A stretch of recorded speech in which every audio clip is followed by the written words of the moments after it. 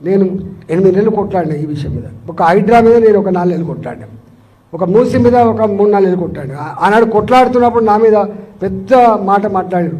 ఈ ఈటల రాజేందర్ గారు అక్రమార్కులకు అండగా ఉన్నాడు, ఈటల రాజేందర్ గారు ఎవరికి బిజినెస్ చేసుకుంటానికి అండగా ఉన్నారు, రియల్ ఎస్టేట్ వ్యాపారులకు అండగా ఉన్నారు.